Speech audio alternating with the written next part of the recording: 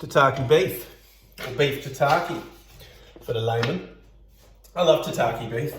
In fact, that's what we're having for dinner tonight, so I'm just going to show you this quickly. And all we're having is that with some sushi rice. I'll just cook the sushi rice up in the rice cooker. Once it's cooked, I'll pour some sweet sushi vinegar over the top. If I didn't have that, I'd whack some white wine and sugar in a pot, heat it up, add away sweet vinegar. Let that sit, so just have a nice bowl of sticky sushi rice, warm, with a bit of soy on top. It's just quite special. And I won't need to put the soy on because I'm going to have the tataki with it. And Lauren loves this. This is a win-win. So I've got some beef fillet at the freezer, so I've got like myself a chunk. So it's a decent, it's just a nice way of using a beef fillet without having to do the usual. I'm going to have a beef fillet, I'm going to have dauphinoise potatoes, I'm going to have roast potatoes, potato. Let's get Asian. Let's get all up Asian inside it. All right, so tataki. Tataki is basically raw. It can be raw seafood, it can be raw meat, seared, and then put inside like the mixture can change. It's essentially a mirin and soy mix. So, some usual suspects. We've got some sesame oil, good sesame oil. We're going to use that more for cooking the beef off, not going in the dressing, so that can go to one side. Inside this, I'm going to call it a dressing. It's more of a marinade for the beef. So we'll get there, but it's really quick. Mirin, need mirin. Mirin's great. Soy, got gluten-free soy here for no reason, except for this will be gluten-free actually. This will be a gluten-free dinner. Woo-hoo. And here we go. So this, get yourself, Kikkoman's a good soy. Just don't buy rubbish soys. There is some rubbish soys out there, don't buy them, they're rubbish. In an ideal world, I'd have sake or Shaoxing wine or something else to give this a little bit more of an edge. I haven't. So tonight, we're doing it with both of these. This is how quick it's going to be. All right, I want equal amounts of mirin and soy, please. So I'm going to say, I'm probably going to go half. I'm going to go about a cup because I love it. About that, because I got that much there. Whatever you want to do, like quarter of a cup of each, will probably do yours. A bit more soy. And that's it, really. Now we're just going to put some heat into that and get some warmth going through there. I'm just going to try it, just to see where we're at. And I mean, it sounds remarkably simple. I've got a few more steps to that, but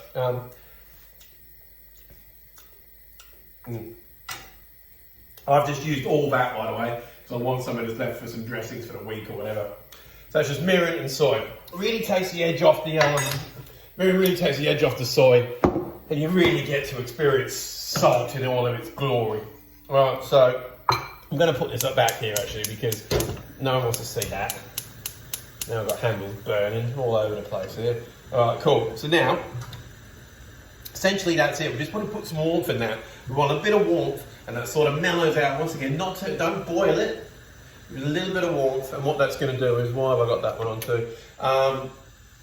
Let them get to know each other, and then once they I've got 3 limes here, so you probably only want 1 lime, so you're talking a quarter of a cup of each of them and 1 lime.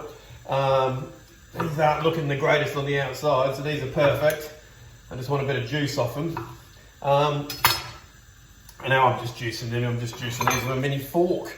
So I've got a mini fork, and I just break up all the membranes and give it a good squeeze instead of having to use one of those things. You get loads out of limes that way. Anyway, so this is the final step. So once I take that off the heat, so I'm putting a little bit of heat into soy and mirin. Once it comes off the heat, I'm gonna whack a whole bunch of lime in there. So probably, you know what, I'm not gonna be a million miles away off a quarter of a cup of lime juice as well.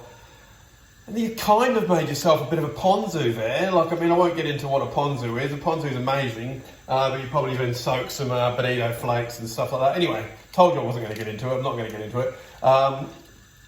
If you look up ponzu and stuff like that, it's what I'd like. If I had ponzu, I'd use that just to marinate my beef in.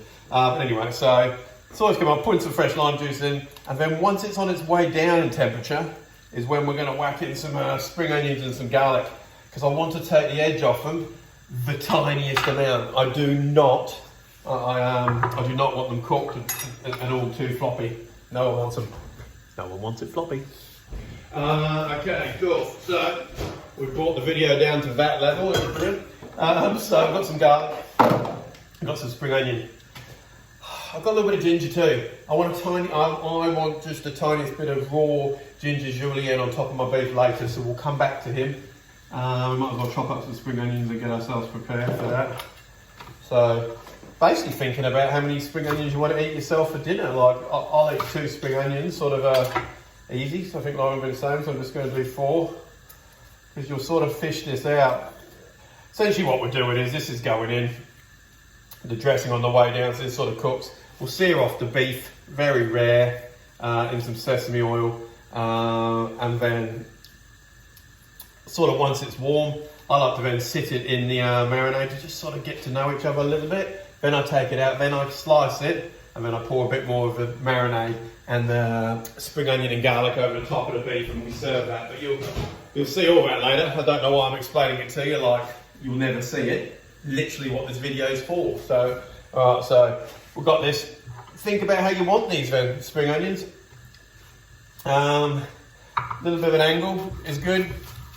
Can you see these knobs in the way? I think that's pretty bad chopping angle, isn't it? Alright, we're moving.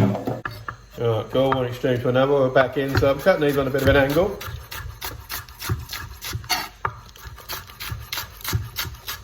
A bit of length in them.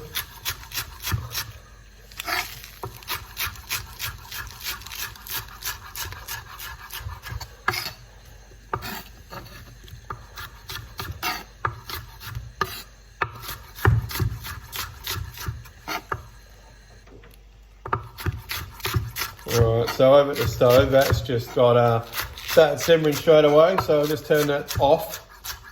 That's all it wants, it just basically came to heat. Got all our spring onion there ready to go. We just want a little bit of the garlic cloves. So, 3 garlic cloves, they're pretty small. Take off the little brown bit. And quite simply just slice off your little bits of garlic. You want the actual slices because you want to see them on the beef. I mean, a lot of people put this on completely raw and don't put them in the dressing at all. And when I say a lot of people, I've got no idea what people do with their tataki, so I don't want to start like thinking I can assume. I've eaten a lot of it. My brother's eaten a lot of it. Let me tell you, we've done our fair share of tataki hunting. Anyway, spring onions, garlic. My soy and mirin sort of coming down a temp. Got lime juice here, old limey, and I've got some ginger julienne. Shall I get my ginger julienne done now? Let's get that done now while we've got a bit of a camera on. Choppy chops. All right, so this is a bit of an old bit of ginger, so I'm actually being quite reckless cutting all the outsides off because it's rubbish. So I'm actually saving the middle part, which is all I need. See, that's even not too great there. Let's go. Don't need much of this. Until you can find a piece that's actually like legit. And as small as I can, so it's already got a square bottom, nice and easy. Nice thin slices. As soon as it gets anything that's nice, a bit brown there, don't even want that much brown. Alright, so there we go. Stack her back up.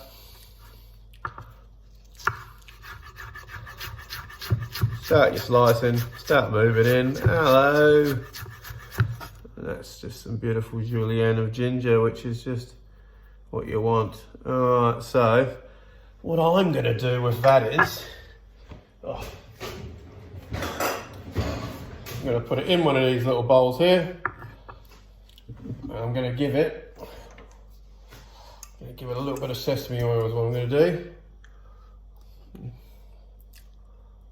And that will just be quite special and sesame-ish. Alright, so that's all I've got. Sesame oil, never done that before, so let's do it. Oh, but that can't be bad. Alright, anyway, let's get back to some beef time. So I've got some beef fillet. This is like a very luxurious dinner, I suppose. It's got this beautiful beef fillet, some nice, actually got a bit of fat going through it for a bit of fillet, doesn't it? Not bad at all. So that's going to be absolutely perfect. My hatred, my dislike for fillet is usually because there's no fat runs through it, and it is tasty in its own way, but it just doesn't have the moisture. But this is actually really nice. So whenever you're using meat, and this has been frozen and I've defrosted it, just making sure you're cooking dry stuff. So what I'm going to do is, this one's quite quite high, and I'd usually cut that into 2 decent steaks. I'm actually going to cut this into, I'm going to cut it into 3 lobes is what I'm going to do. And this other one I'm going to cut into 2. So these will be looking at beautiful. Look at that. Really, really nice. Marbling. Oh, hello, Marbly Johnson. Oh, cool. Anyway, get myself some paper towel. Lift them up, put a paper towel down. And put them on. Give them a bit of a dryer. So, I mean, it's just soak up a bit of that blood. Get a little bit of a sandwich going on there. Absorb it very good. Let us sit then. Seafood's the same. I'll do the same with seafood. Get it all dry and nice. Because then what we're going to do is sear this in the pan. Once these are seared, then it will be like rare. Then I put them in the soy mirin mixture. I let it soak up a bit of goodness when I slice it when we eat it. But I won't cook this off until a lot closer to the time. So all I'm going to do is put them on a plate, get them ready. I'll get back to you when I'm cooking them. Okay, back in the game here. A piece of beef. I'm just going to do one piece so I can have my dinner later on in a little bit more calm. So I've got myself some of the cooling liquid here. So this is the mirin and soy. I'm just going to grab out some a couple of bits of the ginger. There we go. Just because it's just for us there. So a couple of bits of sliced ginger will be quite good. Get yourself some spring onions in there, softening, mixing that up a little bit, and then just a bit of lime juice. Not mixing it all. So it's lime juice, mirin. Oh, it's just goodness. All getting in there. So in there, oh, that's beautiful. Yeah, lovely. Okay. Super hot pan. Turning that pan down now. The pan's way too hot. Woo! Just going to open the window because I have been smoking a pan. Alright, here we go. I'm going to cook in it, mate. There's nothing wrong with that. So, give myself a bit of beef fillet here. Rubbing a bit of sesame oil all over the beef fillet. I'm not going to worry about seasoning this too much because I've got lots of stuff going on, but I'm going to put the tiniest bit on just for a little bit of a coat. So a little bit of salt, rub it in. Plump it up, don't flatten it. Get that in the pan. Yeah, you can just hear that sizzle. Look at that. That's what you want. Good charring. I'm just going to go wash my hand while that's just cooking away.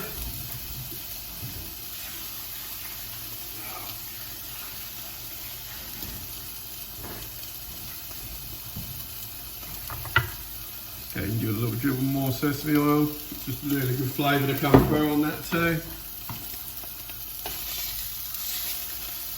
Lovely. So you want to give that, I'm going to give that about 1 minute on each side. And then I'm going to dunk it into this liquid. Alright, I'll get back to you. Okay, you can see the meat sort of cooked at about 1 minute on each side. It looks like it's starting to cook. That's still going to be raw as buggery, which is great. So you can hear that still sizzling. I've turned the heat off that pan. I've actually now, I'm going to give it another little moment actually, because I like it. There we go. So it's raw as buggery, but got a bit of warmth in it. I'm putting that in my marinade.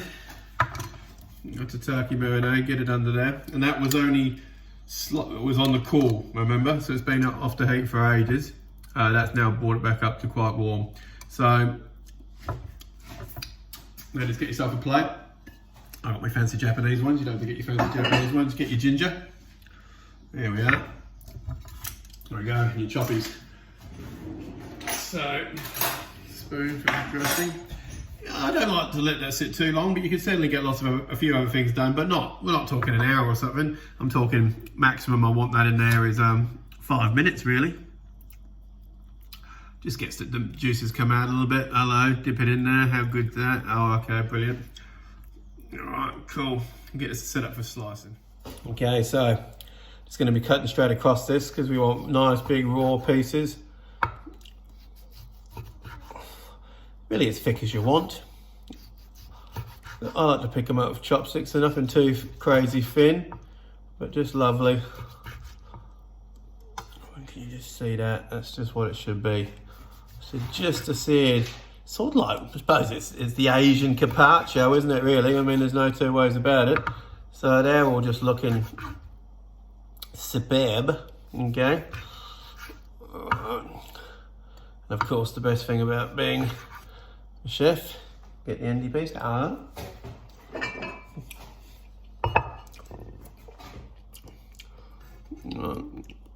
Put them on the plate nicely. So it's just a beautiful cut of beef. So you just want to sort of celebrate it along the plate.